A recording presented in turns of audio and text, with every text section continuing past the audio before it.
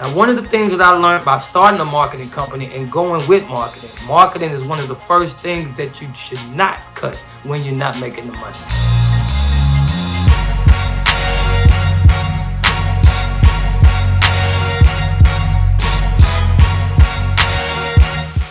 Now, one of the greatest market tools that I do have and I want to implore you to have is networking events.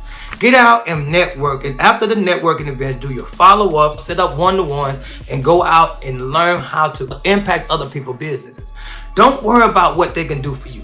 When you going out to grow your company, you want to grow your relationship first. So you want to see what you can bring to the table for other people. Now, when you bringing something to the table to other people, what that does for you is you have so many different other marketing tools. You have people that's going out to try to get you business because now you bringing business to them. So if I'm going to grow a company and I want to have my marketing strategy as word of mouth is actually being able to give somebody else some business so they can put my name, my business out there for me as well. And I'm going to tell you one of the things about this. This is a tip. I don't have to hassle that much with people that already know about my company. Now, when I do my cold calling, another marketing tip, I didn't know how to cold call. So cold calling, bought leads. I bought leads and I was going on them. And I wasn't converting. Now, it wasn't because of the leads. It was because of me. I didn't know how to sell myself. I didn't know how to sell my product. I go into the buildings and it's not the same level as I get somebody to get word of mouth.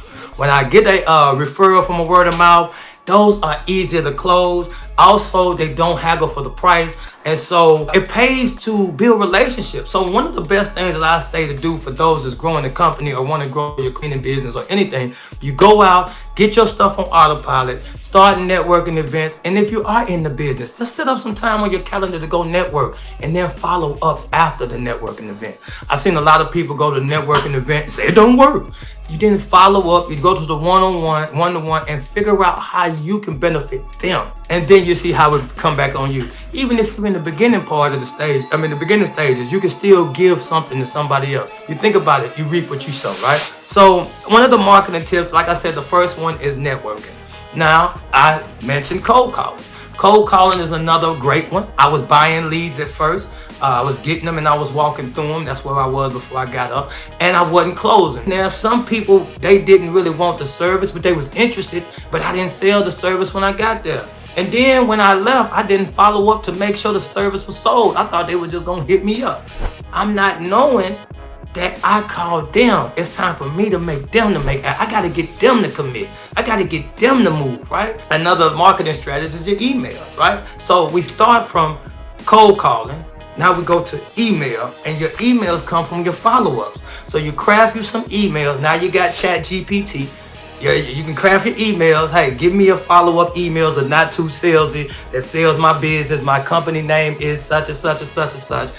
Boom, craft it up and get ready for it, right? Craft you up a couple of them. That way you got them and you don't have to keep going to find them. Get you a Dropbox. Put you in a Dropbox or something online. You get you a folder, follow-up emails. If you don't want to do it yourself, I got a whole team of people that would do it for you. So what I have created is a follow-up system form.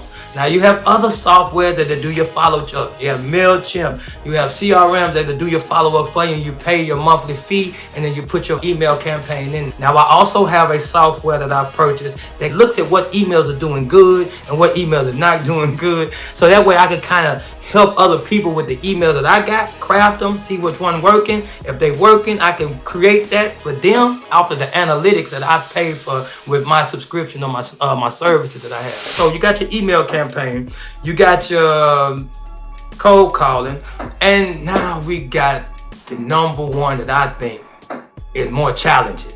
All right, door-to-door.